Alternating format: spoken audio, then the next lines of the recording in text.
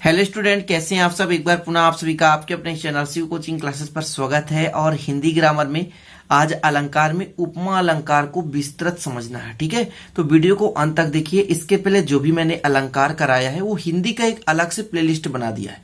आप लोग Shiv coaching classes channel पर जाएं, प्लेलिस्ट विजिट करें, वहां पर हिंदी के आपको ग्रामर पोर्शन पूरा कंप्लीट कराया जा रहा है। तो आपको जो भी कराया हूं वो मिल जाएगा और जो कराऊंगा तो आगे मिलता रहेगा। ठीक है, तो चलिए देखते हैं। पहले अलंकार, थोड़ा सा शब्द का अर्थ निकालते हैं। अलंकार का मतलब होता है किसी भी काव्य की शोभा बढ़ाने वाले शब्द, अर्थात किसी भी शब्द द्वारा जैसे किसी काव्य का क्या हो रहा है, शोभा बढ़ रहा है, तो उसे हम क्या कहते हैं, अलंकार। मतलब काव्य की शोभा बढ़ाने वाले शब्दों को हम अलंकार कहते हैं।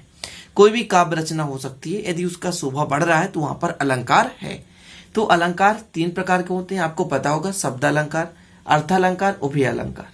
तो मैंने इसके पहले अनुप्रास अलंकार पढ़ाया था, ठीक है, जो कि आप लोगों ने देखा होगा। और साथ में यमक अलंकार, श्लेष अलंकार भी पढ़ा दिया है। चलिए, तो आज उपमा अलंकार में तो देखिए, उपमा अलंकार के दो परिभाषाएं हैं। पहला है समान धर्म, स्वभाव, गुण, शोभा आदि के आधार पर जहां एक वस्तु की तुलना दूसरे वस्तु से की जाती है वहां उपमा अलंकार होता है। मतलब दो वस्तु हैं, उनको चाहे हम समान धर्म के आधार पर तुलना कर दें, या तो स्वभाव के आधार पर, या तो गुण, शोभा आदि किसी के भी आधार पर हम जब एक वस्तु की तुलना दूसरे वस्तु से करते हैं वहां उपमा अलंकार होता है। सिंपल तरीका यहां पर केवल आपको समझना, इसका अर्थ तुलना। ठीक है ना, क्या तुलना, किसी एक वस्तु की तुलना दूसरे वस्तु से, किस किस आधार पर, या तो धर्म के आधार पर, समान धर्म मतलब दोनों एक धर्म के हैं, स्वभाव एक समान स्वभाव है, गुण एक जैसा गुण है, शोभा यानी उनकी जो अलंकार अलंकृत हो रहे हैं उस चीज से संबंधित है शोभा। ठीक है, तो समान धर्म, स्वभाव, गुण, शोभा आदि के आधार पर जब हम एक वस्तु की तुलना दूसरे वस्तु से करते हैं तो वहां पर उपमा अलंकार होता है। ठीक है ना, इतना समझ में आ गया। दूसरा परिभाषा है जब किसी व्यक्ति या वस्तु की तुलना, थोड़ा समझिएगा, जब किसी व्यक्ति या वस्तु की तुलना अत्यंत सादृश्य के कारण किसी लोक प्रसिद्ध व्यक्ति या वस्तु से की जाती है तब वहां उपमा अलंकार होता है। सेम चीज है, जैसे यहां पर व्यक्ति की तुलना व्यक्ति से करेंगे, है ना, वस्तु की तुलना वस्तु से करेंगे, लेकिन समानता के आधार पर ही करेंगे। समझ रहे हैं, स्वभाव, गुण, शोभा ये सब समानता के आधार पर ही करेंगे।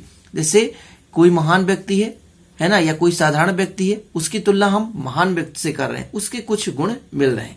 जैसे कोई एक नॉर्मल व्यक्ति है, 8 साल का बच्चा है, हम उसका जो स्वभाव है देख रहे हैं कि महात्मा गांधी जैसे है, तो हम वहां पर तुलना करेंगे कि जो इस छोटे व्यक्ति या बालक का स्वभाव है वो महात्मा गांधी जैसे है, तब यहाँ पर उपमा अलंकार होगा। समझ रहे हैं, या कि कोई एक लड़की है ना, वीरांगना है, उसकी तुलना हम रानी लक्ष्मीबाई से कर दें, समझ रहे हैं, तो वो वहां पे कौन सा अलंकार हो गया, उपमा अलंकार। नहीं तो बोला जाता है साधारण गांव में कि ये उसकी उपमा दे रहा है।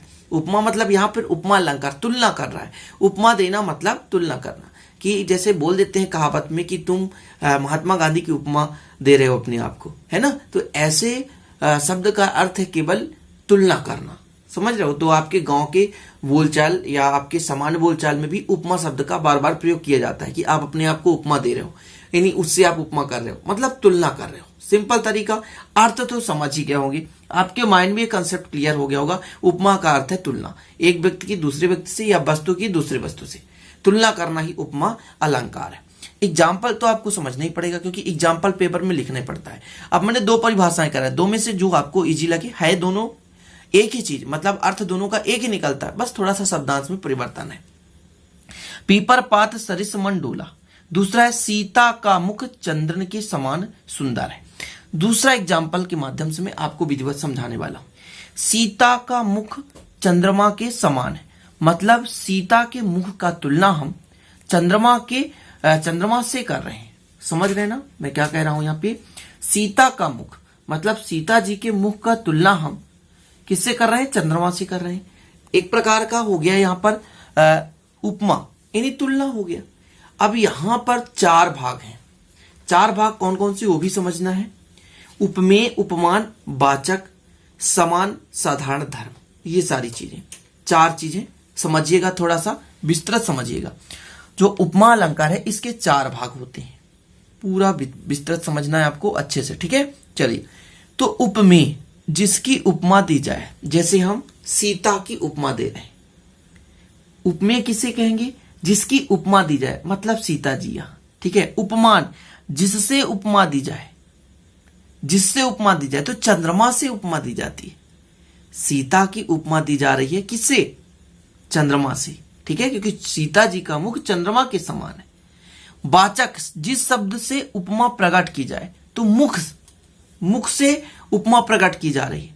और जिस गुण के कारण, तो सुंदरता के गुण के कारण, ये सुंदर है ना, तो जिस गुण को लेकर उपमा दी जाती है उसे कहते हैं समान या साधारण गुणधर्म। स्वभाव, वही चीज मैंने बताया ना, उपमेय मतलब जिसकी तुलना कर रहे हैं, उपमान जिससे तुलना कर रहे हैं, वाचक जिस शब्द के कारण तुलना कर रहे हैं, और ये समान गुणधर्म या साधारण धर्म क्या है कि जिस गुण को लेकर हम उपमा दे रहे हैं। तो 4 भाग होते हैं, उपमेय, उपमान, वाचक, समान या साधारण धर्म। ये चीज समझ गए होंगे। सीता जी की तुलना कर रहे हैं, सीता जी की उपमा दे रहे हैं। अच्छा, उपमान जिससे उपमा दे रहे हैं, चंद्रमा से उपमा दे रहे हैं। चलिए, वाचक जिस शब्द से उपमा प्रकट होती है तो वो मुख है। ठीक है, और गुण क्या है? सुंदरता। तो 4 भागों में मैंने डिवाइड करके भी बता दिया। सीता का मुख चंद्रमा के समान सुंदर है, तो यहां पर कौन सा अलंकार हो गया? उपमा अलंकार। अब एग्जाम्पल में यदि जैसे कुछ भी देके रखा हो और पूछ दे इसमें कौन सा अलंकार है, तो आपको उपमा पहचानने का तरीका है, यदि उसमें सा, सी, सम, सरिस, सरस, समान, ये मुख्य रूप से यदि आ जाए, सा, सी, सम, सरिस, सरस, समान, ये 5 भाग।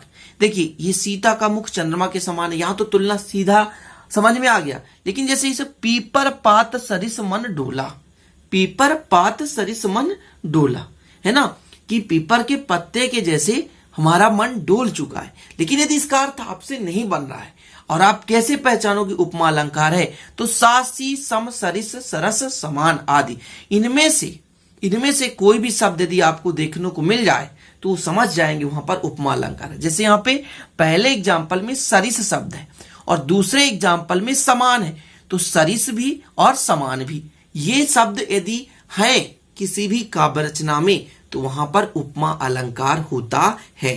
ठीक है ना, सासी सम सरिस सरस समान, या सासी सम सरिस समान।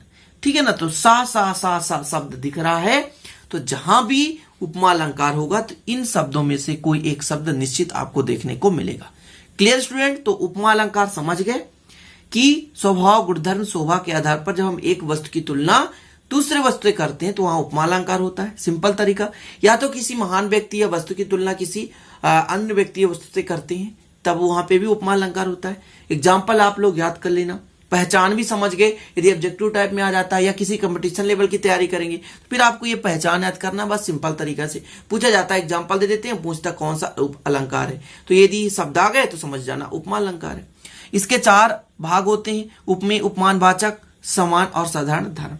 तो सारी चीजें आपको क्लियर हो गया होगा। देखिए, एक चीज पढ़ो लेकिन अच्छे से पढ़ो, बेसिक से पढ़ो, 100% उसे कोशिश करो कि बनने लग जाए।